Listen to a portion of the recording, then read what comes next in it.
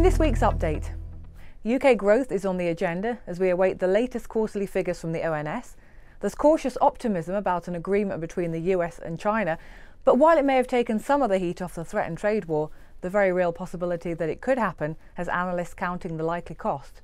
And closer to home, we look at whether the retail route will continue. So on Thursday, we get the latest quarterly national accounts from the Office for National Statistics.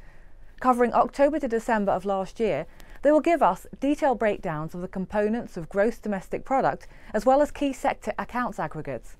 UK economic growth has already been revised down to 0.4% for the final quarter of 2017 in the second estimate of national income produced by the Office for National Statistics, so any further revisions are unlikely.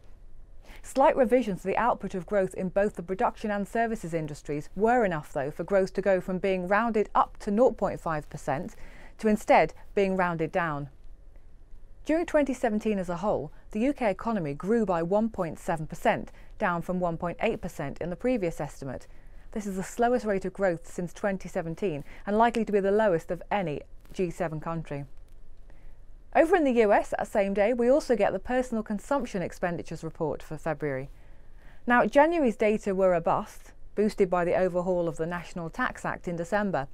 Analysts at Westpac said that, come February, the initial boost from lower taxes should recede. However, in the months to come, further indirect gains should be seen. The market forecasts a 0.4% month-on-month increase in personal income and 0.2% rise in personal spending. Now, the big story in the US, of course, is the brewing trade war with China. Signals coming from the US have been decidedly mixed. Yesterday and this morning, markets recovered from a recent sharp sell-off on hopes that tensions had eased.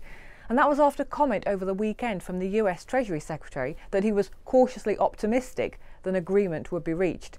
However, that was tempered by the renewed threat that President Trump would engage in a trade war if need be. So with the threat of a trade war still very much there, analysts are monitoring the possible outcomes. One note put out by S&P Global Ratings suggested the damage would not be as far-reaching as the most pessimistic estimates suggest. Now, over in China, it's a big week for the four biggest commercial banks. They're all due to post annual earnings this week. Agricultural Bank of China reported yesterday. Today it's the turn of China Construction Bank and Industrial and Commercial Bank of China. And then we hear from Bank of China on Thursday. The banks are expected to report combined net income of $150 billion for 2017. That's an increase of 2.9% on the previous year and the fastest expansion since 2014. That's according to consensus analyst estimates compiled by Bloomberg. Overall, the outlook seems promising as these big four seek to increase the pace of bad loan disposals and raise more capital. And finally, let's take a look at two companies whose results could reflect wider stories in their respective sectors. Over in the US, the stock to watch is Walgreens Boots Alliance. It's due to post second quarter earnings, and it will be especially interesting because it comes against a backdrop of big shifts in the US pharmacy and drug distribution industry. President Trump has declared opioids a public health emergency, and Amazon's push into the retail side of the industry also poses a threat.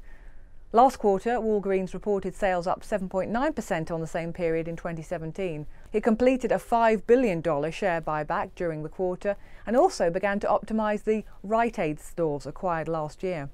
Interestingly, it also secured a 40% stake in a major Chinese drug outlet at the end of 2017. Now, here in the UK, there's been a lot on the death of the high street and the problems facing retailers and mid-range restaurant chains. A lack of consumer confidence is something we're hearing a lot about from retailers and the restaurant sector. And there have been plenty of profit warnings to back up their arguments since the start of the year. Today, H&M released first quarter results. Now, shares of the world's second biggest fashion retailer have fallen to their lowest level since 2005, after the company warned revenues would be lower than expected and sales flat. The latest figures from the Office for National Statistics show that consumers are still feeling the effects of inflation on their spending.